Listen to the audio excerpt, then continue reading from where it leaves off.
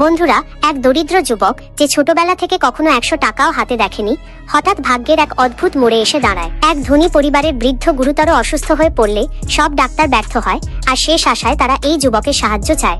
পরিবারের মেয়েটি কাঁদতে কাঁদতে প্রতিশ্রুতি দেয়, যদি সে দাদুকে সুস্থ করে তোলে তাকে 10 লাখ টাকা দেওয়া হবে। যুবকটি দেরি না করে চিকিৎসা শুরু করে। চিকিৎসার সময় বৃদ্ধের শরীরে অস্বাভাবিক প্রতিক্রিয়া দেখা দিলে সবাই ভয় পেয়ে যায়, কিন্তু সে শান্তভাবে জানায় যে এটি শরীর থেকে বিষ বের হওয়ার লক্ষণ। কিছুক্ষণ পরেই অলৌকিক পরিবর্তন ঘটে, বৃদ্ধের ব্যথা কমে যায়, শরীর হালকা লাগে, এমনকি তিনি নিজে হাঁটতেও পারেন। সবাই বিস্ময়ে বুঝতে পারে এই সাধারণ দেখতে ছেলেটি আসলে অসাধারণ ক্ষমতার অধিকারী এক চিকিৎসক। পরিবারটি কথা রাখার জন্য তাকে 10 লাখ টাকা দিতে চায়, কিন্তু তার নিজের কোনো ব্যাংক হিসাব নেই। তাই তারা তাকে নিজেদের গাড়িতে করে তিয়ানঝৌ শহরে নিয়ে যাওয়ার প্রস্তাব দেয়। পথে তার জন্য ব্যাংক কার্ডও করে দেবে। যাত্রাপথে যুবকটি জানায় সে আসলে সেই শহরেই যাচ্ছে নিজের স্ত্রীকে খুঁজতে। কথাটা শুনে সবাই আরো অবাক হয়ে যায়, কারণ তার স্ত্রী নাকি বড় এক সম্ভ্রান্ত পরিবারের মেয়ে। এখান থেকেই তার জীবনের নতুন অধ্যায় শুরু হয়। দারিদ্র থেকে উঠে আসা এক রহস্যময় যুবকের সামনে খুলে যায় শক্তি, সম্পদ, পরিচয় আর অজানা সংঘাত ভরা এক ভিন্ন জগৎ। বন্ধুরা, ভিডিওটি ভালো লাগলে চ্যানেলটি সাবস্ক্রাইব করুন।